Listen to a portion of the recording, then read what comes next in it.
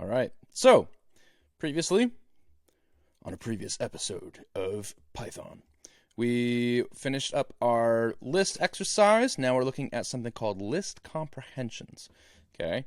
Which doesn't mean that we're learning how to understand. I mean, we are understanding lists. We are comprehending how lists work. But that's not what this means here, okay? Comprehensions are a different way of writing for loops on lists. Not every single for loop that works with lists can be written into a comprehension. Not every for loop can be written as a comprehension. But what we're working on is another way to make this work. It will be faster. It will be smoother. You'll pull it out in an interview one day and you'll be like, I am incredible at coding. It'll feel really good, okay? So it's one of the ways when we're programming, one of the things we're aiming for is elegant code. We're not just looking for pure, I mean, right now we're working on the basics, does it work, okay? But as time goes on, keep improving, keep learning, you're going to want to keep growing, and you're going to want to find ways of making your code better, making it smoother, making it nicer, neater, cleaner, right? You don't want parts thrown everywhere, right? We're going to try and stay organized with our code, and this is one of the ways to kind of take our for loops to the next level, okay? So you don't have to have this, but don't you dare check out, okay? Because this is good stuff. I found this website online. I was actually Google searching color-coded ways of seeing what's going on here, okay? This website does a pretty good job of explaining it, right? There's another way of doing our for loops, and it looks kind of like this, and it looks, frankly, it looks a little chaotic off the bat, but I'm going to go down and actually look at this because this is really neat how it's color-coded, okay? So our first function here, okay, is they've got a new list called squares, and then we've got a for loop for x in range 10. If x modulo 2 equals 0, they've got an if statement, okay, so some kind of conditional, right? If this is met, then I want to add this new value, x times x, into squares. Right? Pretty neat.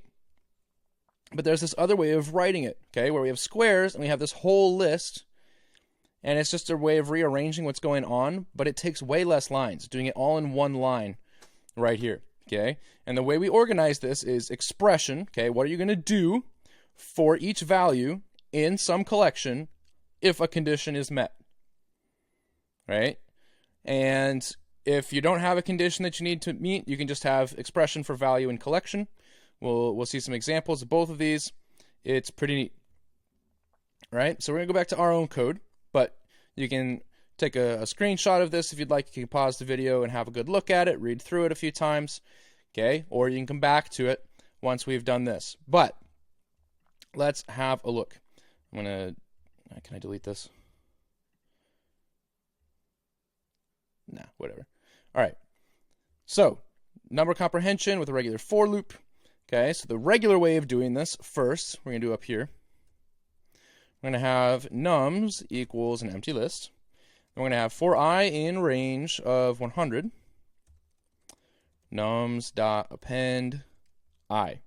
Okay, so think first, what is this going to do to our nums, right? Print nums, and sure enough, when we print it, we have a list with every number 0 through 99, right? Because again, this is exclusive. It does not include the 100, and we zero index, so we start at 0, right? In a list comprehension, we have a few pieces, okay? So we've got our variable, our transform, and our condition, okay? This is just another way of rewriting what we saw over here, okay? Our variable, our collection, our location, and then the condition.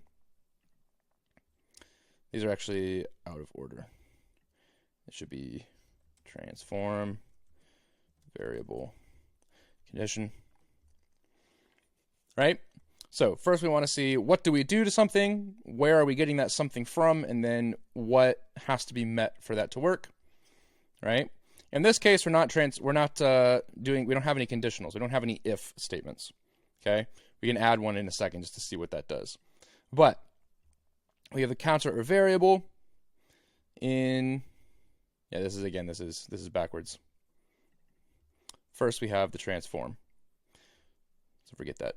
Just get rid of that part. Right?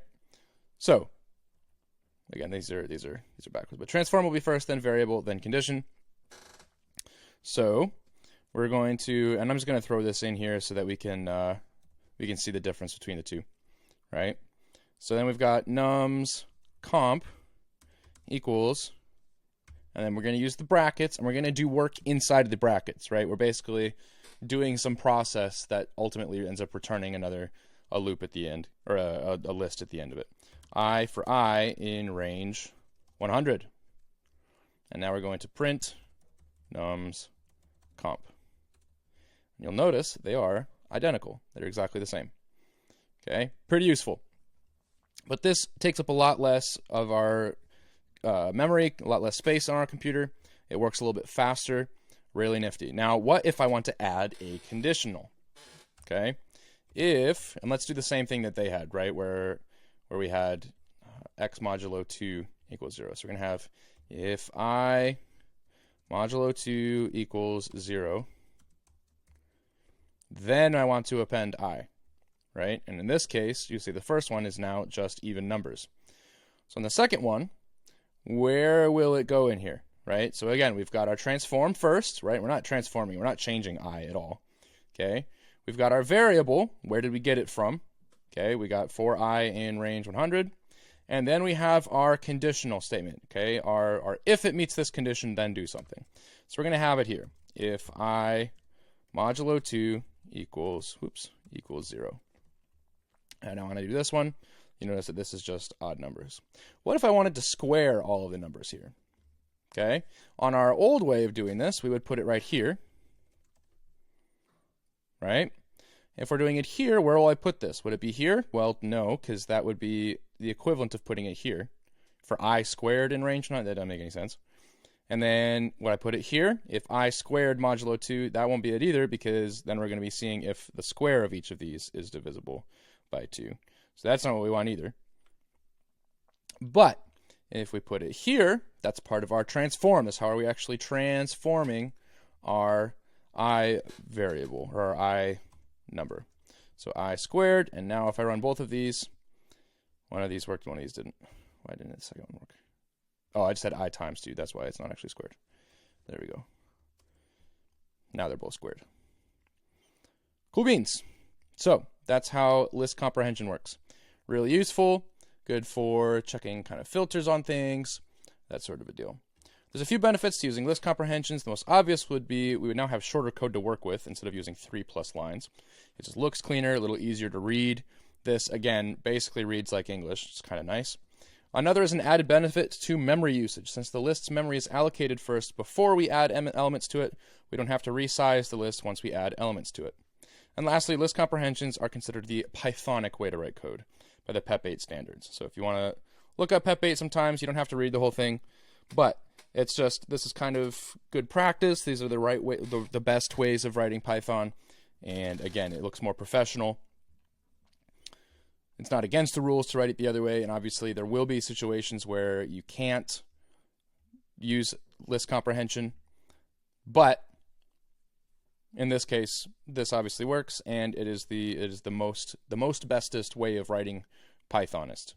Okay, square number comprehension. We kind of just did this one, so we could do squares equals. We're gonna have x squared for x in range 10, right? We can print squares. Pretty straightforward, right? So 0 squared, 1 squared, 2 squared, 3 squared, so on and so forth, right? And the old way of doing this, that takes a little bit more work. The regular way, make an empty list for x in range 10. Squares reg dot append x, and then we got to square it there.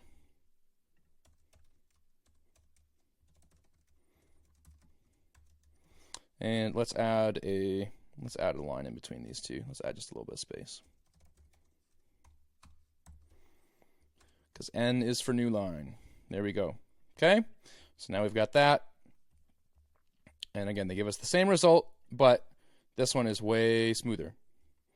I believe you can actually do this too if you don't want to do that whole thing. You can probably just have that and it will still return the same thing. So you don't even need this. You need the whole thing on just one line. How cool is that? Right? Easy peasy. String comprehension. Right? How do we do this if we're doing strings? So now we've got names equals, oops, Connor, Max, Evan, Rob. Got to finish off our list here. First char comprehension equals name 0 for name in names. And what this is doing is this is going to just bring us back the first letter, the 0th index, the first letter of each name in the list names. Okay? And we can print that out. There you go, CMER, right? The old version would have been making a new list, and then for name in names, first character dot append name 0.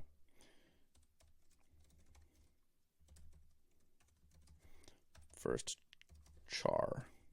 Okay, same output. Just this is a smoother way of writing that same thing. All right. And then a couple other things to check out here. Using the if statement, it always comes after the for, right? So now I've got C names equals first name for first name in names if first name 0 equals C.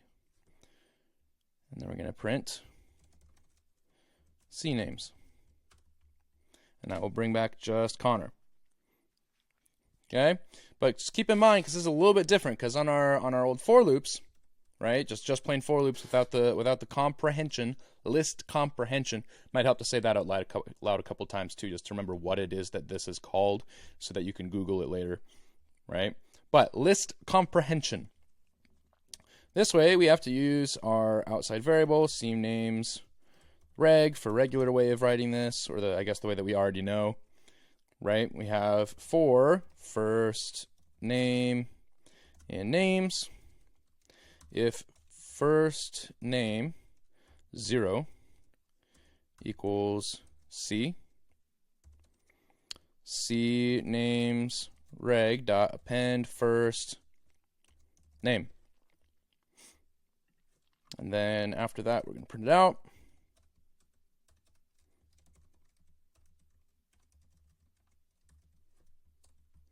Okay, brings us back to the same thing. But again, this is just all in one line. But keep in mind that, again, we switch the order around a little bit. We start with what we're returning, what we're spitting out, and we put that at the beginning. So return this process for each time that something in this category meets these requirements. That's how that goes.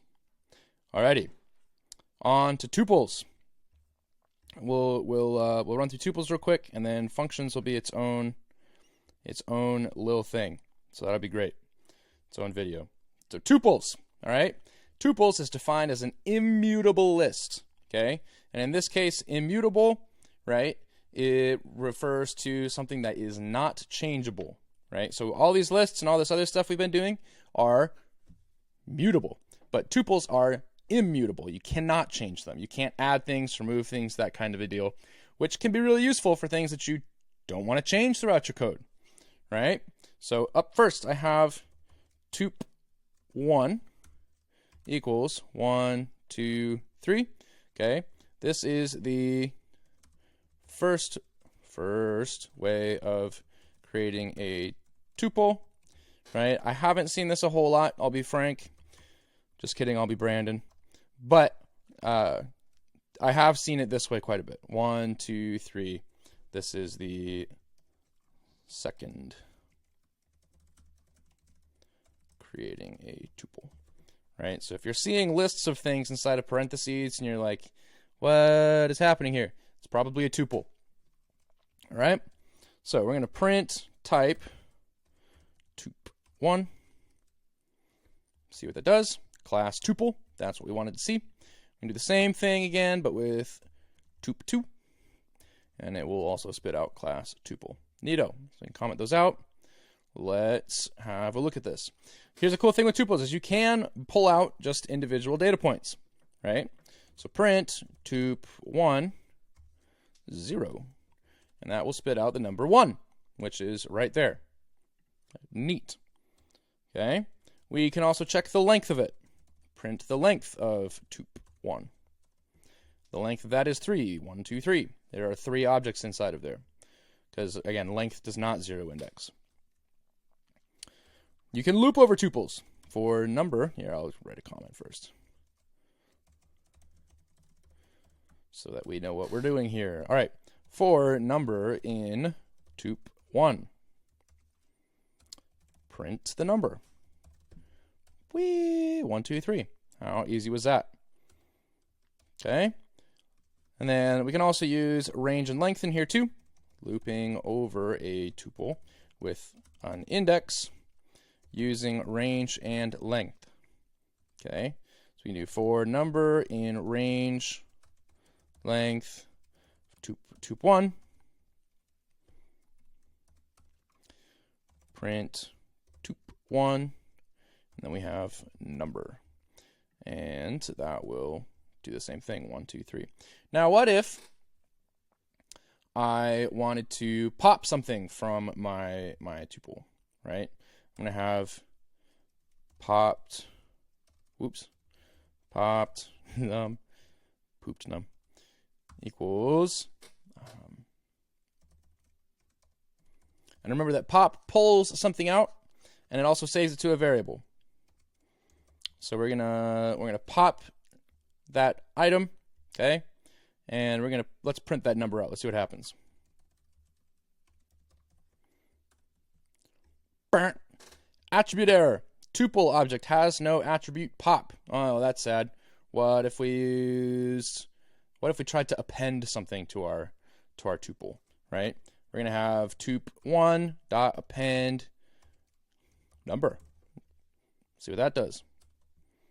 Same problem. Attribute error. Okay, tuple object has no attribute append. That's because things that try to change our tuple will not work, right? They are immutable. You can't change them, right? So keeping that in mind, that's how that works for our tuples. Alrighty. Can we sort them? We'll find out. All right, so sorted. Because sorted does return a new variable, right? It doesn't actually sort the original list. This is something we can do. Here we go. Tup3 equals, again, we're going to use the regular parentheses, 20, 5, 1, 3, 9, and 45. We're going to have sorted tup is our new variable. Tup3.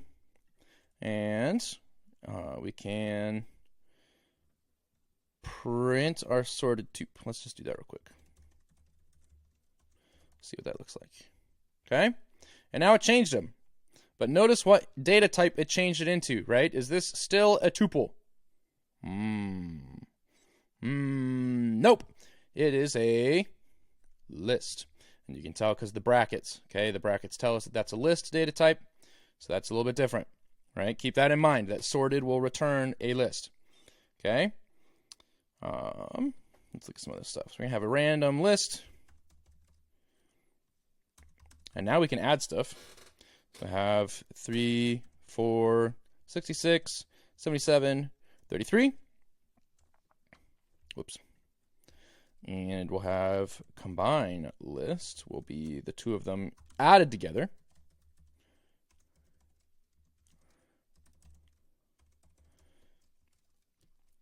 Okay. And now we can make a new tup equals tuple combine list. Right? And so what happened here is we've changed using sorted. We took tup3, we sorted it and put it into a new tuple, right? So now when we printed that out, we can see that this is a list data type, and you can play around with lists.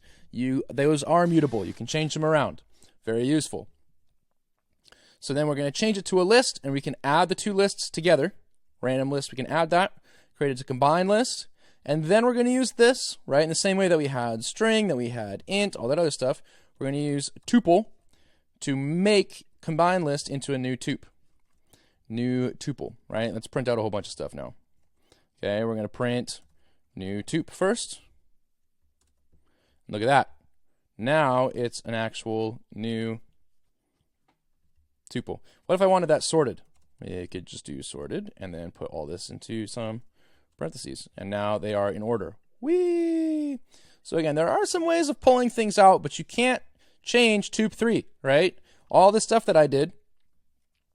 Okay, we're going to try print type sorted tup. See what that brings back. Okay, it brings back a list. Okay, you got my sorted tup over here. That's what we spit out. We're just checking the data type for that, and that tells us what it is. Because again, data types are important. You will get hung up on them, right? Just keeping the different things apart. You might want to write it down on paper. You might want to just think about it for a little while, right? Different data types, it's important. And then we're going to print out our, we already did that one. Okay, actually let's print our tup3. See if it changed in any way. No, it did not. Now you can hard code it, right? I can write in here another 5. And now everything changed a little bit. And you can see that this is really neat because it automatically sorted it because I used the sorted function right there, the sorted built in on that stuff. But that changed all of that, right? Now, can I add things to a tuple? Yes, you can, actually, oddly. Okay, so first we're going to print tup1. It's just 1, 2, 3. We're going to do tup1 equals tup1 plus, and we've got some weird syntax here. Okay, we're going to add that, and now we're going to print tup1, and that actually does change just a little bit. Okay, but this is different than using the built-ins, and you can't pop things. It's really tough to remove things. So keep in mind that there are some odd ways of working with tuples, but most of the ways that you would change the data type, right? This is declaring a new variable. This is basically saying it's a whole new thing. You're going to take all the data that's inside this one and add this and make a new variable that just happens to have the same name. And we're overwriting that memory. Okay, so you're not actually changing this, right? It's a little tricky to think about. You're not actually changing this. You're ending up changing this one instead. There is a difference. So, again, most of the ways that we end up changing this immutable structure, this thing that you're not supposed to change, most of the ways that we end up changing that are kind of like backdoors. They're kind of ways that it's not originally maybe meant to function, or maybe it was, but as far as it being immutable, it's very strange, unusual, kind of roundabout ways of doing that. So keep that in mind. Tuples are very useful if you want to keep things from being changed. That is what we've got for this video. And up next, we have functions. It's going to be great. Functions are super powerful. Real excited to learn it with you. Here we go.